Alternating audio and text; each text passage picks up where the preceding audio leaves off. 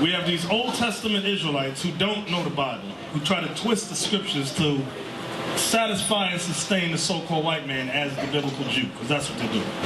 You have Negroes following this, believing that this is biblical and scriptural. It's not. That's not in the Bible. And I'm going to show you biblical proof along with archaeological proof to show you how we are to wear the fringes. So don't, y'all online, because I heard in Atlanta, you had a numbskull in Atlanta. Come into camp dressed like these people. Okay.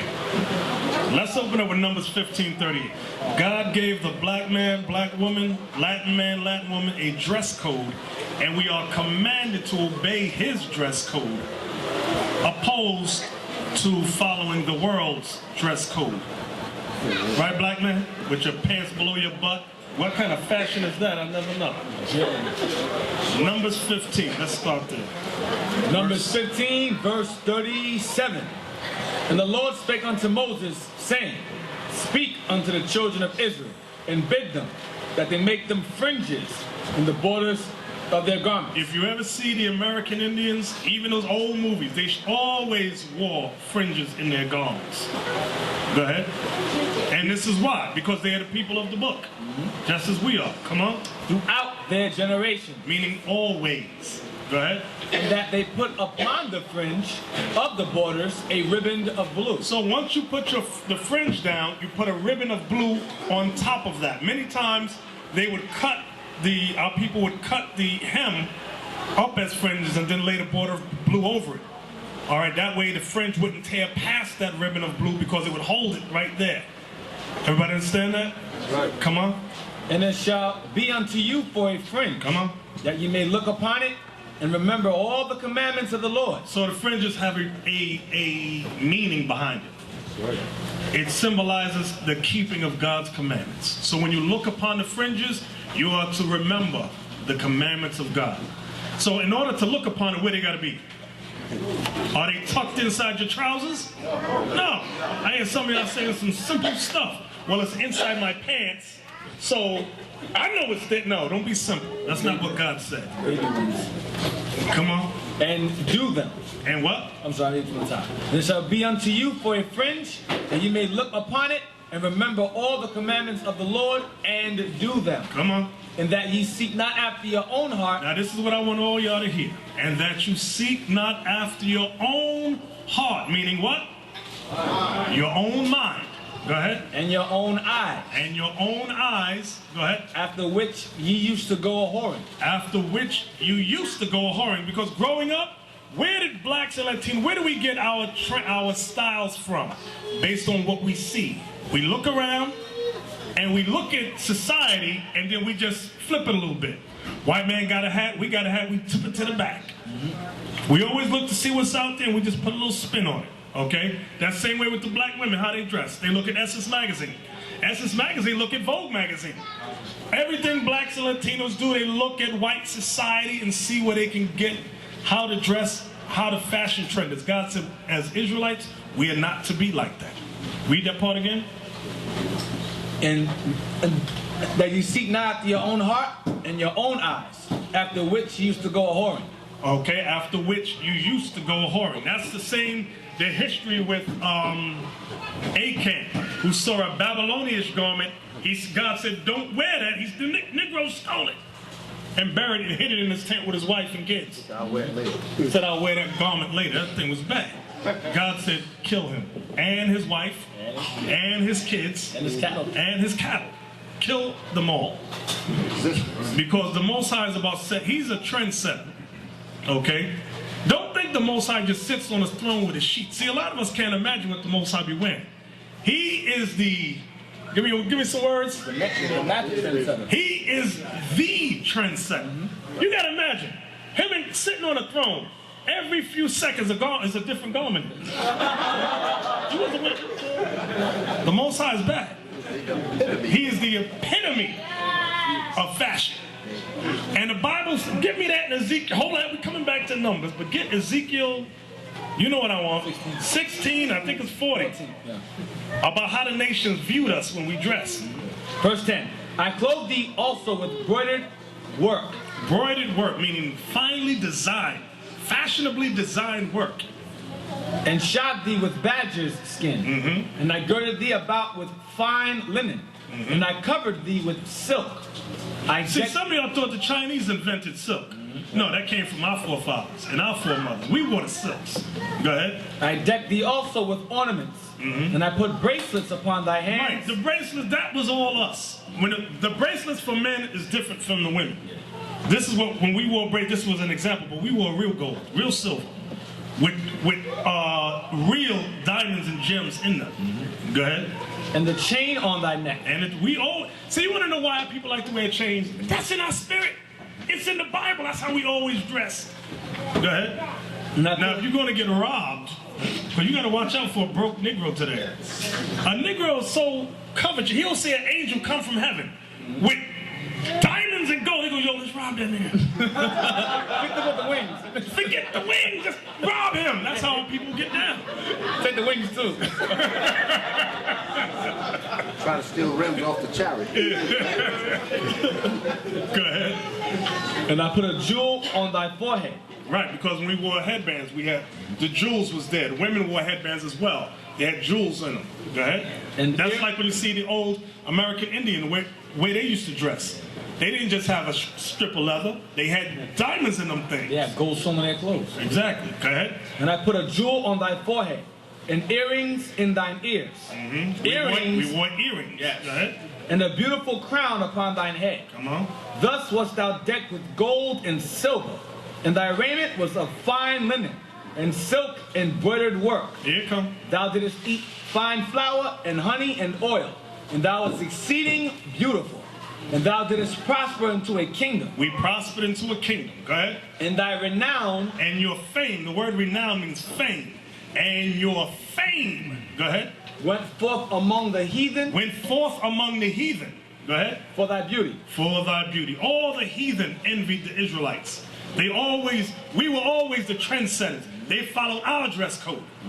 So that's why in our repenting now, we got to get up, we got to step up on our game. For it was perfect through my comeliness, which I had put upon thee, said the Lord God. Okay, let's go back to Numbers 15 now. Verse 38. Speak unto the children of Israel, and bid them that they make them fringes in the borders of their garments throughout their generations, and that they put upon the fringe of the borders a riband of blue. And it shall be unto you for a fringe, and ye look upon it, and remember all the commandments of the Lord, and do them. So the fringes are meant to remind us of God's commandments. Go ahead. And that ye seek not after your own heart and your own eyes, after which ye used to go a-whoring. So we're not supposed to follow our brothers in the world, our brothers and sisters like FUBU, Sean John, Rockaware. We are not to follow them because their trends is worldly trends outside of God's commandments. The apple bottoms. Apple bottom, all that stuff. Fat farm. We are not to follow that. That's the part about after which your eyes used to go a-whoring. Go ahead. That ye may remember and do all my commandments and be holy unto your God. I am the Lord your God, which brought you out of the land of Egypt. To be your God, I am the Lord your God. So now, in case you wondered, well, how are fringes worn? Maybe it does look like dirty shoelaces, like the so-called white man wears. But let's go to Exodus 28:33. Here's an example of how the high priest wore his fringes, and on his, they were pomegranates and bells. It's going to describe how they were worn. This is the example. Exodus 28, verse 33. Listen real good. And beneath, upon the hem of it. The hem of his garment. The hem, where's the hem? What is the hem of the garment? Bottom. The bottom of your garment, like on your shirt that hangs below, that's the hem at the very bottom. Read that part again. And beneath, upon the hem of it, thou shalt make pomegranates of blue, and of purple, and of scarlet, round about the hem thereof. See that? Round about the hem of it. Round about the hem. Not dangling on four parts. Not that. That ain't the Bible you just read, eh? This is the Bible. Read that again, Arthur. Where you at? Verse 33. 28, verse 33. Exodus 28:33. Go ahead. And beneath, upon the hem of it, thou shalt make pomegranates of blue. Because he had a blue border too. Go ahead. Of purple, and of scarlet, round about the hem thereof, and bells of gold between them round about. Right, because on the priest's garment, he had bells on his garment. So all of that went round about the hem. Can we go back to the Assyrians now? Now, do y'all see the fringes at the bottom? Do y'all see how the fringes are worn? This is ancient archaeology from the Assyrian captivity. 722, thank you. 722 BC. This is how the Israelites wore their fringes. So don't get fooled by a dumb Negro following the white man. No, you're supposed to wear dirty shoelaces on the side. Now you see their arms are bound, okay? Because the Assyrians bound our people as slaves, okay? That was the northern kingdom. Now, I'm going to show you where the confusion comes from. Go to Deuteronomy 22 verse 12. This is where the confusion comes from. The dumb Negro that follows the so-called white man. Here's the verse. But when you read this verse is saying the same thing as Numbers 15:38. It's just using different words. Deuteronomy 22 verse 12. Thou shalt make thee fringes upon the four quarters of thy vesture, wherewith thou coverest thyself. So you see that thou shalt make thee fringes upon the four quarters of thy vesture. So the so-called white man teaches the Negro, imbecile, see? 4 quarters, that means just 4 places. Right, that's what it means, just 4 parts. But I'm going to show you a precept to explain 4 quarters. Go to Revelation 20 and 8. Yeah. Here's a scripture to explain 4 quarters. Now you tell me if this is 4 parts or it means all over, all around. Revelations 20 verse 8. Listen good. And shall go out to deceive the nations which are in the 4 quarters of the earth, Gog and Magog, to gather them together to battle, the number of whom is as the sand of the sea. So all these nations that they're gathering from the 4 quarters, is that from the South Pole? The North Pole? You see how dumb that is? It's not talking about the top of the earth, which is the North Pole, bottom, which is the South Pole. Ain't nobody living. These people is dumb. 4 quarters just means all over. So go back to Deuteronomy 22 and 12 now, and read it again. Thou shalt make thee fringes upon the 4 quarters. So that 4 quarters just means all about the hem, like the other precepts we just read. That's what it's saying. So don't get confused by stupidity. Like a basketball game, it's 4 quarters. That's the entire game. You go through all 4 quarters, the game is over. Or 2:45 on a clock. Go all around the clock, is complete. It's simpletons. Simple. So don't let Negroes with a kufi or a yarmulke deceive y'all. And they out, believe me, they out there. Dumb as hell, dumb as a rock. So now, go ahead. If I give you 3 quarters of a pie, are you just gonna have a thin line? Damn sense. Okay. Get me Zephaniah 1 and 8. In case somebody want to be dumb. I could wear my pants below my butt and look like a coon Sambo if I want. The way you dress tells you, when you see a brother with a black suit and a bow tie, generally what is his faith? Muslim. Okay. When you see a dumb Negro with a kufi and 4 dirty shoelaces, what is his faith? He's following a so-called Jew. Okay? Your dress, the way you dress symbolizes or represents your state of mind, your faith. That's why God says this in Zephaniah 1 verse 8. And it shall come to pass in the day of the Lord's sacrifice that I will punish the princes and the king's children and all such as are clothed with strange apparel. Right. The Most High is serious about that dress code. He said, I'm going to punish them clothed in strange apparel because the way you dress represents your faith. Back in the day, you knew a hoe when you saw a hoe. She had the high heels. She might have had the fishnet stockings on. Cleavage was showing, right? Red lipstick. There was a way they all dressed back then, but now a lot of them dressing like that, so it's hard to tell. What the hell is this?